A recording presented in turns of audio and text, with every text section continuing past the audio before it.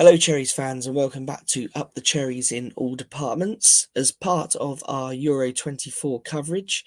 Tonight, we're going to be talking about Scotland and Scotland's squad, their chances, and a certain man called Ryan Christie, who me and my guest both absolutely adore. So, tonight, I'm joined by Doug from the Dugout Football Channel. Evening, Doug. How you doing? Yeah, I'm not bad, mate. How are you? Yeah, not too bad. Rob, let's start with the looking at Scotland. They've arrived safely in Germany today, then ahead of their Euro group stage game opener against Germany. You feeling confident for that one? Um, Mixed emotions. A, an opening game, it can either be very, very good, it can be either very, very nervy, or it can be a little bit of both. I think playing Germany first actually is a good way to start the tournament. I don't think I'd ever be as a Scotsman say the words that we would be opening the tournament, but here we are. Yeah, I think if I remember rightly, you opened the '98 World Cup, I think, against Brazil. Yes, yes, we did. And for about 25 minutes or so, I think we played very, very well. It was just we met a very good Ronaldo that day.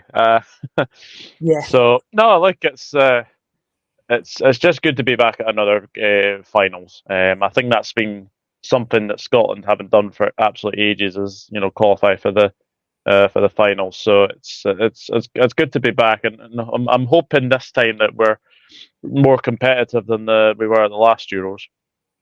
yeah, definitely. Well, let's make a start with looking at a brief history of the Euros. Yeah, Um, Obviously Euro 92, obviously a bit before your time, but obviously Scotland got to the group stage at pretty yeah. much every tournament you've been at. Um, in total, played 9, won 2, drawn 2, and lost 5. So Mm. it's a bit of a funny love affair with the Euros for Scotland, isn't it? I mean, you've gone, I mean, well over a decade for without even, well, 2 decades, wasn't it, without even qualifying for one. Yes, yes, absolutely. And actually, Euro '92, I wasn't even born. Obviously, I know people will probably watch the quiz we did the other night, but yeah, Euro '92, I was actually born 6 days after the final. So that was something to to say. Euro '96, I was only 4, so mainly I think the first Euros I properly watched was Euro 2004. Um, I remember that one very well. But yeah, our record, especially in World Cups, you have to say as well, has not been great. So I'm kind of hoping that the sort of history can be made by getting out of this group stage. Hopefully, Yeah, yeah, definitely. Well, let's take a quick look at the run to the finals. yeah, Some good results there. Obviously, I remember you guys beating Spain, which was a real coup. Um, but to be fair, it wasn't the easiest of groups for Scotland. Obviously, Spain being in there, and obviously Norway as well can be quite a challenge. So, I mean, I think, in all fairness, you guys did pretty well at the qualifying rounds. yeah, absolutely. I was actually at all four of the qualifiers at Hampden, and I don't think I've ever been in an atmosphere like it. Like that Spain game. Was just something else. I went into that game thinking that I don't know what sort of the term is, but I had a feeling that something was going to happen that night. I don't know why, but just recently, especially our record at Hampden, it's been very, very good in like qualifiers. Um, and I think this is why a lot has been said about Steve Clark, because he's actually got a very good core of players. They might not be the best players in the world, but it's a unit. It's like a sort of a family gathering. Like he's got the squad really, really well together, and the qualifiers were no exception because Cyprus we won really, really easily. That was 3-0. Spain, as I said, I was obviously at all the games. Um, I remember the Georgia game very, very well because that was a game where the heavens opened, and literally the whole pitch was waterlogged. And I think the game, if I remember rightly, we scored the first goal, and then the referee took the players off. And what happened then was basically that we were basically waiting. I think the game kicked off again about 10:15 at night. So I didn't get in until I think 1 or 2 a.m. The next again day, and obviously I would have had work the next again day. So that was very, very interesting. But now throughout the qualifiers, I think we showed what we're capable of, and I'm just kind of hoping now going into these games that we can be very, very competitive. And I think as well, we've scored goals in most of these. Obviously, the Spain 2-0 game in I can't remember where it was now, but I think with Bilbao, we were actually on top in that game, and McTominay scored a free kick, which was allegedly to have been disallowed for a foul on Unai Simon. But when you look at it, McTominay is there's like no one is doing anything wrong. And we all say keepers get protected way too easily. I think that was a case of it as well. And then obviously Norway away, Holland scoring. I kind of had a bit of a sinking feeling because we haven't got the best away record. And then obviously the Norway game at Hampden, obviously there was no Holland that night, but that was a weird game because the pressure was off. We'd already sort of qualified, so it was like an exhibition match almost. But no, it's been a very, very good qualifying campaign, and to come second in a group that obviously had Spain, Norway, Georgia, and Cyprus is very, very good. Yeah, no, definitely. I mean, there's some other stats here as well, which well, there's the obviously where you finished in terms of the table. Yeah, So yeah, looks fairly easy qualification from just glancing at that. In some respects, but yeah, in other stats, there's 17 goals, only one of them being a penalty, yeah, and out of the rankings of the 53 teams that competed in the qualifiers, Scotland were actually 12th.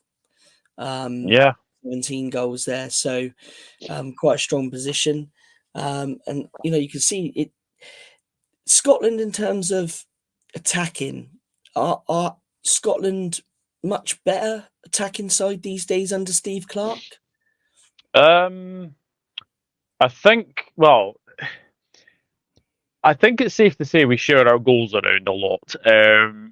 I know McTominay's been in an absolute goal glut at the moment for Scotland, but the goals seem to be getting shared. Obviously, Lyndon Dykes, who unfortunately is missing the tournament due to injury. I think that's a massive blow because I'm kind of one of these people that I kind of see a different side of Lyndon Dykes of what he does. Like he's a really hard worker.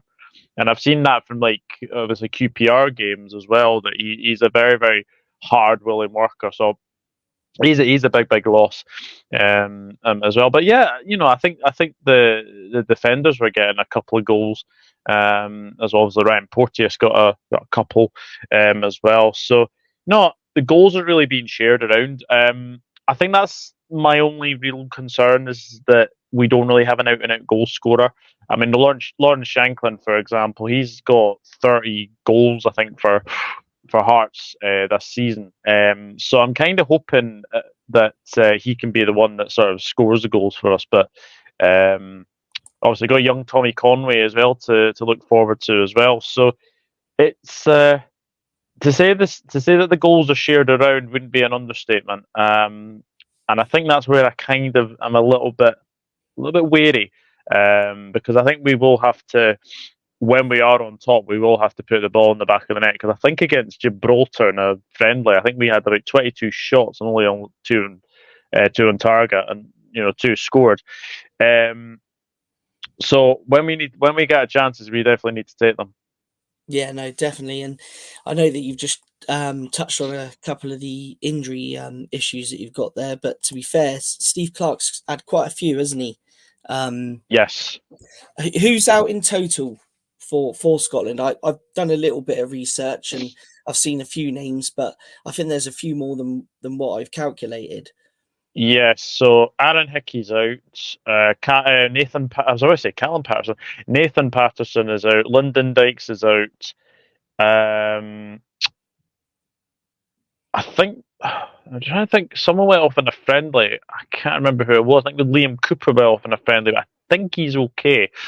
Um, Apart from that, I think it's pretty much what you were. But Because they're yeah, pretty I short think at right back, aren't they? yeah, very much so. I know Anthony Ralston, I think, will probably be the starting right back, but there was a time when we had Kieran Tierney at right back and then Andy Robertson at left back. But obviously, Kieran Tierney and Andy Robertson are two of our best sort of left-footed players. So you have to obviously play them together. So I think right back could be a bit of a concern. It's such a shame as well because Aaron Hickey actually has made that berth his own really, and it's a shame. It's a shame when you actually look at the way that he's been playing, obviously for Brentford, and obviously when he was at Bologna as well. So I think right back is definitely going to be a bit of a trouble position for us, but I'm sure we'll manage to cope. But yeah, hopefully no more injuries, because I think if there are any more injuries, then it'll just be same typical Scotland, unfortunately. Yeah, well, fingers crossed. But overall, are you happy with the squad he's picked? Just before we take a look through it, you happy with the players he's got at his disposal? Yeah, it's a very exciting squad. I'm absolutely made up for Tommy Conway. I think he's been banging in the goals for the under 21. So I think there was always a sort of an assurance from Steve Clark that I think he was going to always sort of call him up as well. Obviously, Andy Robertson went over. I think it was at 50 caps. I think as captain. I think couple of days ago. Obviously, actually, speaking of captains, I was meant to obviously say this at the start. Get well soon to Liverpool and Scotland legend Alan Hansen, who is critically ill in hospital. So obviously, all our thoughts are with obviously Alan, Mm. Janet, and the family. Absolutely amazing. Obviously, match of the day, of course, as well for Yeah. for Alan Hansen. So, um, but I think the squad as a whole is very, very good. Okay. Midfield were stacked. I think the only real question marks, I think, is the defence. And I'm kind of hoping, Che Adams had a bit of a good end to the season, like goal scoring wise for Southampton. So I'm hoping that kind of moves away and from the Championship into the Euros. But no, very happy with the squad, and I think it's a bit of youth, it's a bit of experience as well. And there's a few players there who've never played at a European competition, so I'm very, very, very excited to see what we can do. Yeah, no, definitely. Well, let's have a look at the final squad. And if you can just give us a little brief, because to be fair, I mean, I know Angus Gunn, Yeah. but I'm not too sure who the other two goalkeepers are, for example. So if you can just give us your thoughts on each one, that'd be great. Yeah, Liam Kelly. I can tell you a little bit about him. He was obviously been at Motherwell the last I think 3 or 4 years. He was actually at my Scottish team Livingston for a wee while as well. And he was actually voted in an all time sort of Livingston 11 for the 6 years that they were in the Scottish Premiership. So very good goalkeeper. Unfortunately, I think a lot of people kind of expected him to be one of the ones to sort of drop out. Xander Clark as well, Hearts goalkeeper, came through the youth at St Johnston as well. He's okay keeper, but the Norway game was a little bit of a bad moment for him. So I think if we're being honest, I think that the number one is definitely Angus Gunn. And then I Yeah. think it'd probably be Clark and then Kelly, if I'm being honest with you. Right. Okay. Excellent. Yeah. Like I say, I was only aware of Angus Gunn, really. But if we have a look at the defenders, where you said Scotland is weakened, Yeah. there's a few names I know there, but yeah, if I let you give us the lowdown on each one. Yeah, well, obviously you know a little about Grant Hanley, of course, Norwich City, of Yeah, course, Liam Cooper, obviously Leeds. No introductions for Andy Robertson for sure. Captain as well. Jack Hendry as I think he was in Saudi. I think I'm not sure if he's moved on, but he was yeah, at Celtic. He'd been at Dundee. As well. Ross McCrory's a new one as well because obviously he was at Bristol City and he's played very very well this season. Obviously Kieran Tierney as well. Anthony Ralston is at Celtic but hasn't had much game time because of the emergence of what's his name? Somebody Johnston. I can't remember his name. Right back at Celtic. I know his name's Johnston, but the first name's not coming to me. Scott right. McKenna, obviously, ex Nottingham Forest. Yeah. I think Where's he he has now? actually been released. Or has He's he been been released, released? I think. Yeah. Oh, okay, And okay. then Greg Taylor is of Kilmarnock and Celtic. So I think that, as we probably both discussed, the right back situation is a big problem. Because I think if Ralston gets injured, then we don't really have anybody who could probably play there. Yeah, I was going to say that looks like to me. I mean, I don't know a lot about the squad, but he looks to me the only recognisable right back there. Mm. And that's a big problem. That's a big problem as well. So, but hey ho, I mean, I think if we're being really honest with ourselves, I think if Hickey had been fit, I would imagine that probably Ross McCrory misses out, and then I think it would probably be a sort of a question mark over sort of Scott McKenna or Nathan Patterson for me. Right. Oh, okay. Okay. The midfielders. So here's the first six. Yeah. Um, some big names there. I think Stuart Yes. Armstrong was a bit of a injury doubt at one point, wasn't he? But it looks like he's obviously made it. But yeah, who we all know what McTominay does for Scotland. But Yes. is there any other names there that is really key to this Scotland midfield? Oh, SJM, Super John McGinn is what we like to call him. He's a different player for Scotland. I know he's done really well at Aston Villa, but when he's in a Scotland shirt, he just moves up another level. He's just got just something about him at this moment in time, and he'll be a talisman for the competition for sure. Yeah, Stuart Armstrong, as you said, was an injury doubt before the competition began, but he's managed to make it.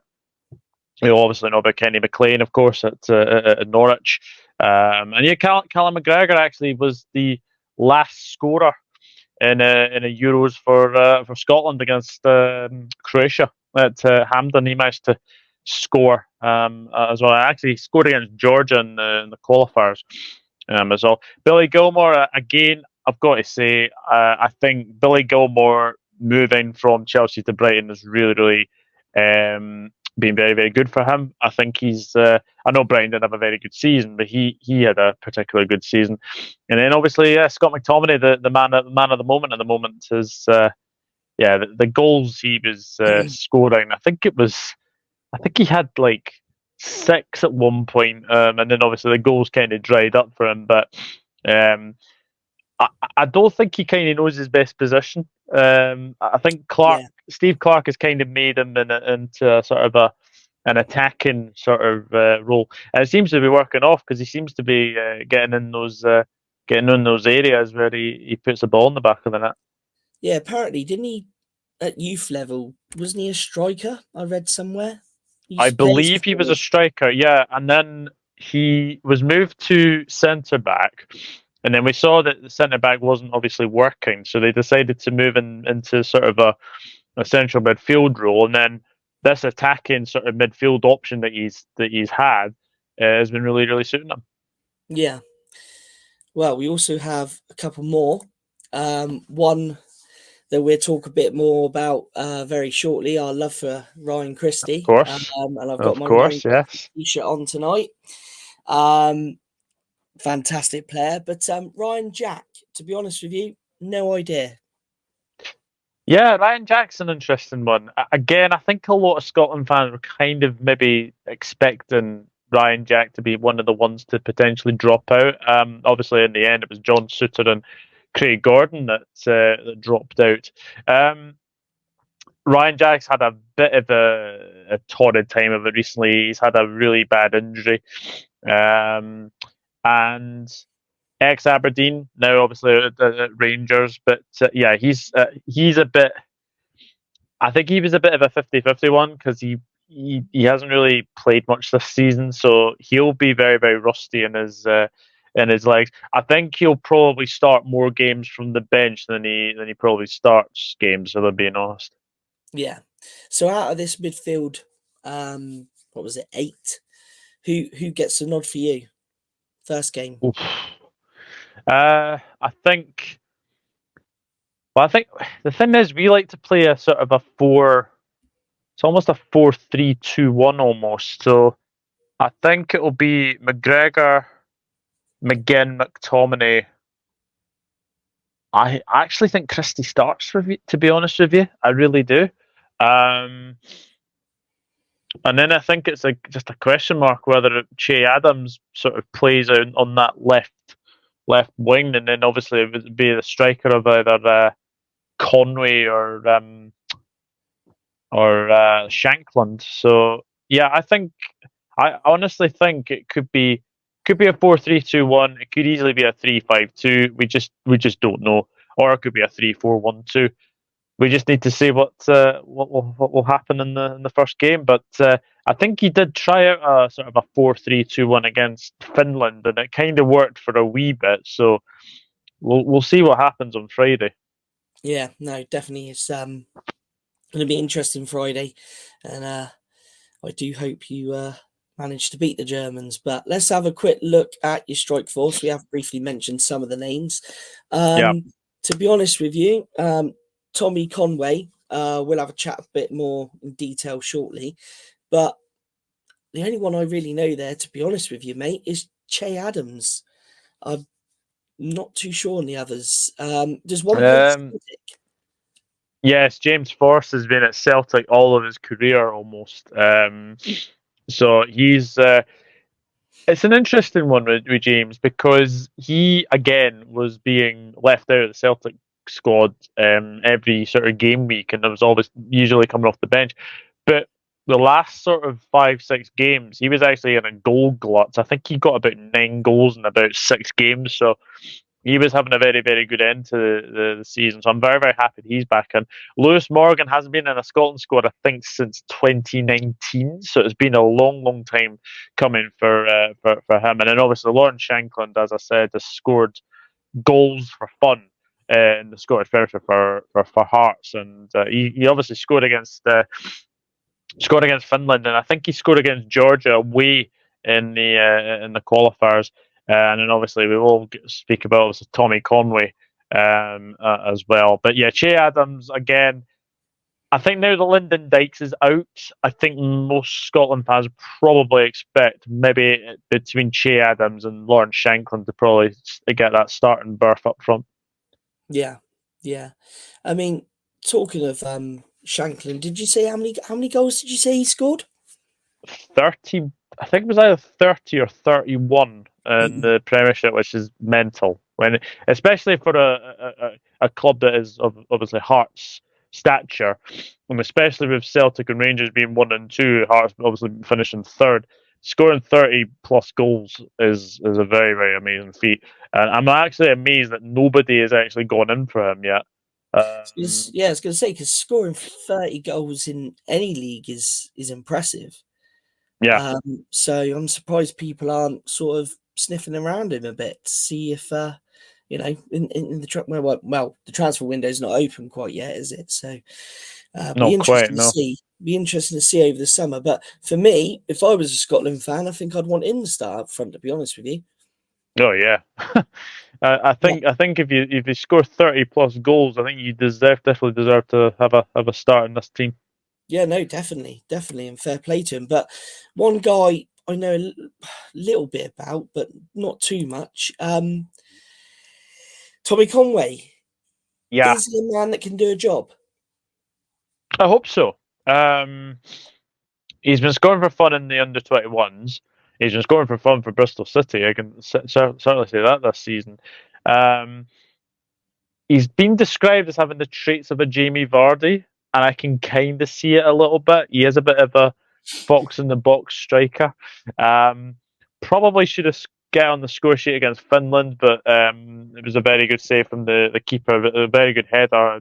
Um, I think people were kind of being a little bit unkind to him because obviously it was his sort of his actual Scotland sort of men's team debut, but I think it's a very good option to come off the bench. I really do. Obviously, if Shankland or Adams are tiring, um, Conway might be that just that little bit of spark to life for him. And look, I think he's a very very good player. And I think if he can, have a good tournament, come off the bench, get some goals, everyone will remember him, and I think he's one to watch for the future for sure. And yeah, I think he isn't actually Scottish, but he has obviously got a Scottish granddad. I think it's been heavily documented that he's got a Scottish granddad. So no, best of luck to him. And if he can, capture the form that he has been in form for Bristol City,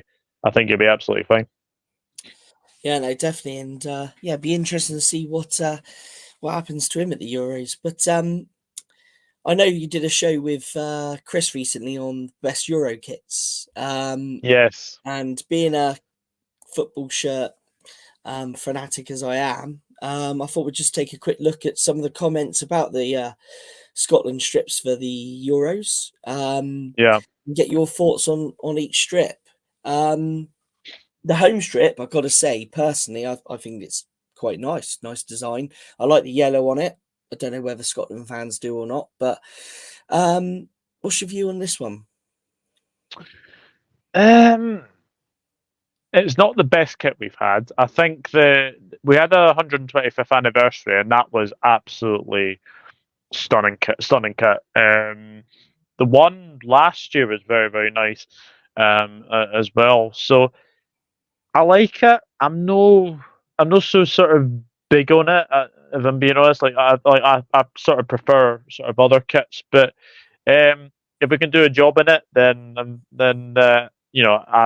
don't mind like how it sort of comes out as well. But yeah, I think it's a nice home top, but not the best that we've had. Let's just say. Yeah, there's a few sort of mixed comments there as well, like Flash Score, for example, saying it's Adidas's big blunder in this tournament. Um, Yeah, so yes, it's mixed reactions amongst the Scottish fans. yeah, mixed, pretty mixed. I think as well. I think as well the away kit I think has been a bit divided as well, but um, it's not a favourite. Let's just say for the Scotland fans. But look, if we do a job in it, then nobody will give a jot about it. Yeah, true. It'll become a bit of a. They'll be producing retro shirts in about 20 years' time if you have a good tournament. So, Yes, yes, indeed. yeah, yeah, no, definitely. But now you've mentioned the away kit. Um, yeah, this one, yeah, I don't, I don't know. I don't know. Mm, From looking at it, not. I would say it's a little bit. Is it plain? Is that the right word? I don't know. I don't know. But what's your view? um, yeah. Um, it's a bit of a random colour. Hmm, yeah, I think as well to be described as almost blue just kind of sums it up really. Again, we've had some weird away kits recently. Like we had a pink away one, which was quite nice. Yes, yeah, I And we remember. I think we had a like a yellow and bluey one a couple of years ago as well. But yeah, I, this just doesn't. This just doesn't. It might be a grower on people. It might be a grower on people if if, I think if we play in it against well, I think we'll probably will be playing it at some point. But it might be a grower with people. I think it's a very interesting mix, and look, I think Adidas have done fantastic for our kit designs, but I think the two that they picked for this one, uh, 50-50 whether I like both of them or not. Yeah, yeah, I can see with the away one, I can definitely see your point there. Yeah, I mean, I think if you were to wear this one, I think you'd have to be in the knockout rounds, wouldn't you? I think you don't clash with I think anybody. so. Yeah, yeah. Well, you might be like if you get far enough, you might be like England at Italia '90, where they just wore their home strip all the way through to the semi-final. So you never know; you might not even wear it at all. But yeah, yeah, it's an interesting one. Yeah, it's like the England kits. I don't like either of them. I'm more of a fan of the retro ones myself, but yeah, I'm not too keen on the I England think I ones. think they've mucked up the away kit, haven't they? Well, that's the most controversial one because of the what they've done to the St George's Cross. I mean, there's one thing you don't do in a football kit to do with England. You don't change the St George's Cross, no matter No, what you do. no. I think that's a big no no. I think that's an absolute big no no. If Adidas got it wrong with the Scotland sort of logo, I would be so annoyed. So I can imagine that there's a lot of England fans not happy um, with Nike for basically doing that. And yeah, I think it was Harvey Elliott. I think had it covered. Yeah, Like he I think it's turned the collar up. aye, Yeah, yeah.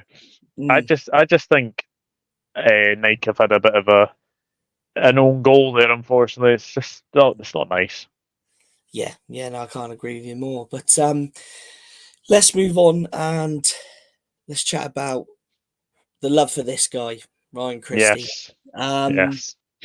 Now both yourself and I rate him really highly. Obviously I watch him and privileged to watch him every week in a Bournemouth shirt. And for Scotland, you know, what does he do for Scotland?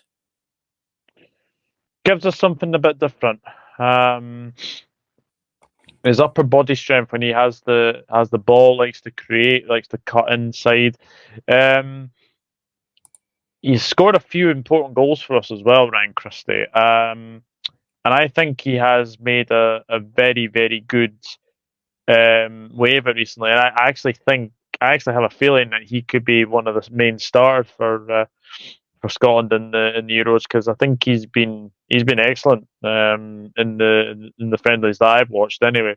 Um, he is a joy to watch. He is a joy to watch. I remember him coming through the obviously Aberdeen, and I remember him coming through at Celtic as well. And then obviously when you guys bought him, I was like, oh yes, fantastic to see him going down there as well. And I actually think he's been very good in the Bournemouth shirt as well. I think if we're being honest, I think the one thing he needs to add more is goals because I think his all round play is very good, and I do think that I think if he's given like a more attacking free role, I think he might pop up with a few goals as well. But that's the only criticism I've really got of him. He just needs to add more goals to his game. Yeah, no, definitely. And obviously he's had 49 Scotland caps and 6 goals. I think he used to bang in quite a few for Celtic, didn't he, if I remember rightly? Yeah, he Um, certainly did. But yeah, I mean, I just think the guy's a complete engine. And I've done a little looked a little deeper at his career this afternoon, and his career from I think he started at Inverness, if I remember rightly. Yeah, Yeah, he seems to have scored a lot of goals through his career. Um, but then it's kind of, since he's come to Bournemouth, that's something I think he's struggled to do. Mm, It's For me, I just absolutely love watching him. He's an absolute engine. Since coming into the Bournemouth side, he started to play sort of in his natural position, his more forward, sort of behind the front man, wide man. But last season, as I'm sure you know, he tucked into the sort of holding midfield role alongside Lewis Cook, and yeah. those two really combined well together. Um, where do you see Scotland playing him? I, I don't think he's great out wide. I think if you play him behind the striker, I think that's where he could be his most deadly. Um, Quick feet, likes a pass or two. Does Ryan Christie takes the set pieces for us as well. Um, I think a number 10 role is his best position, and I think that's what he could thrive upon at Bournemouth if he's given the license to be free in that role. I think he'd be very very good in a sort of a number 10 role. I know you like to obviously play with wingers, obviously Clive on one end and Semenyo on the other, or Rutara as well. But I think if I look at Ryan Christie, I think a number 10 role would be his best position. I don't think you can play him out wide. But as we know, he is a very very good player, but a joy to watch. But for me, I think his best position is definitely number 10 role. Yeah, yeah. No, the thing is, at Bournemouth, obviously, he's competing with the likes of Clivert, who had a very good season last year, and he performed so well where he was that it wouldn't have made sense, I don't think, to have moved him. But from Scotland's perspective, you're saying number 10. Yeah, yeah, Yeah, absolutely. Just behind the striker. yeah. While he was at Celtic, he obviously played European football as well. Yeah, What kind of impact did he make on Scottish football? excellent. I remember him very sort of well in Aberdeen, and I know that he has a famous footballing father in Charlie Christie. I think he's an Inverness legend. So to be the son of a sort of a footballing legend at Inverness, to sort of come through there and obviously come through from Aberdeen. But yeah, he did like a goal at Celtic. He was very, very good at Celtic. And that red card that you can actually see the 2019-20 season, um, I, I don't really like to say this, but that was against Livingston, believe it or not. He actually got sent off because he mistimed a tackle. I can't remember who it was on, but it was like 2-footed, and obviously he had to go. But um, he is a very, very good player when he is on it, and I think he's a bit of a confidence player as well. Like once he gets a goal, maybe the sort of the next 2 3 games, he probably gets a goal or two. Um, but Scottish football, he has done very very well, and as we saw Celtic as well, loves to get in amongst the goals, and I think as well. I think that would be something to look at if it was obviously Areola, is to try and getting them into that pockets of space and trying. I think he needs to be moved further forward as well. But it's good to see him getting more game time. I've got to say, because I know that he has played the majority, most games that I've seen anyway, from the bench. So it was good to see him getting more starts for Bournemouth this season. Yeah, definitely. I mean, he's not shy of a goal in the Champions League either. I mean, he scored five for No, Celtic. loves to go in the Champions League. I mean, yeah, I mean, I totally forgot. Obviously, Celtic, being top of the league every year and qualifying for Europe. I just completely forgot he would have played in the Champions League. So it's amazing to see that he's banged them in that level as well. So, I mean, what a decent player, really. I mean, Oh, you don't 100%. play at that level and score goals and not be decent. I mean, Europa League as well. I mean, he scored 4 in Europa League. I mean, Mm, he's got an eye for goal. Definitely got an eye for goal, and that's what I'd love to definitely. see in a Bournemouth shirt is a few more goals from him. Definitely. Um, I mean, like you say, you've spoken briefly about Aberdeen. I mean, even there, I mean, he was.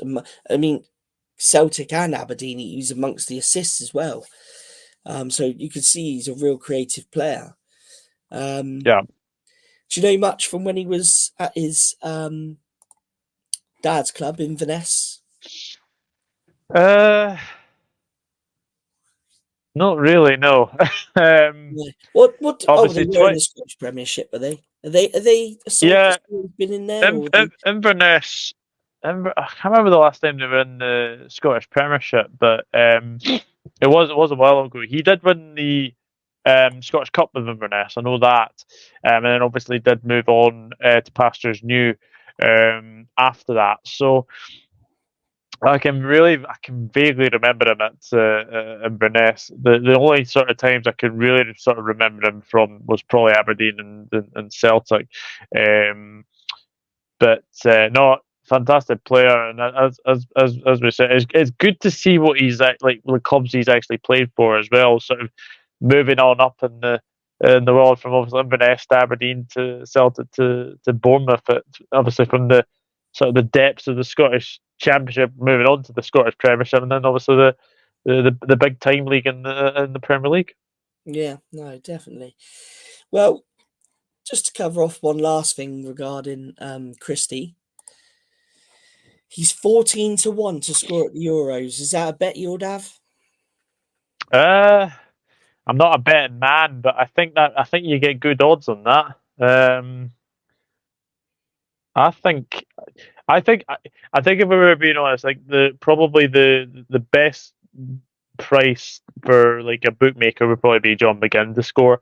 Um, I think you get good odds on McTominay to score as well. But no, I think as I said, I'm not a betting man, but I think that'd be quite a good punt to get him to score. Yeah, no, definitely. I think I might have a tenner on that one myself. Um, well, just to round up then, what are you expecting from Scotland at the Euros? Are you expecting, as a minimum? If we can get past the group stage, then it's absolutely a success, as far as I'm concerned. Um, I think we're in a I think we're in a very, very difficult group. I think Germany. If we can get anything out of that Germany, then that's absolute bonus. A point against Germany would be a fantastic start, and then obviously going to the Switzerland game. If we can get 3 or 4 points, be in the shout for one of the best third place finishes. To get into the round of 16 would be absolutely fantastic. Um, I think if I had to make a prediction, I think we'll get third. I don't know if it'll be enough to get the best third place, but you never know. You never know at these Euros, and as we see, Germany haven't had the best of times quite recently, and I just think that the Scotland national team is definitely on the up. Yeah, no, definitely. And do you think could you see Scotland being like what Wales did a few years back? Um, Get all the way. If they get through the group stage, you go on a little run. I mean, if we might get Spain again, that might be maybe something. I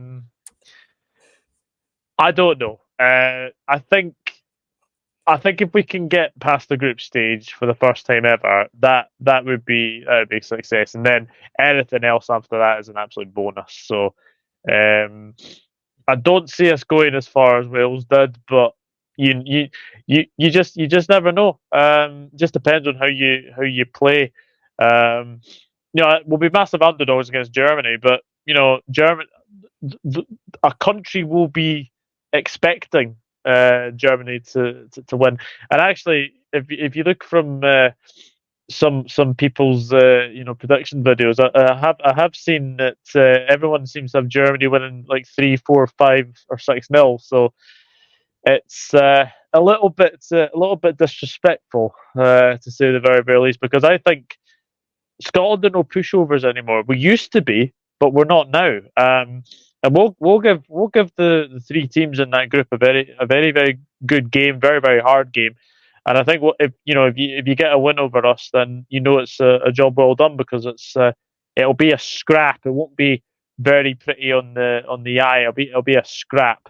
But I'm very much looking forward to it. And as I said, if we can get through the group stage, that's success for me. Yeah, no, definitely. Well, thanks for joining us on tonight's show, for obviously this Scotland preview for Christie's Tartan Army, as we've called it. Make it full screen, and just give a shout out to your own channel.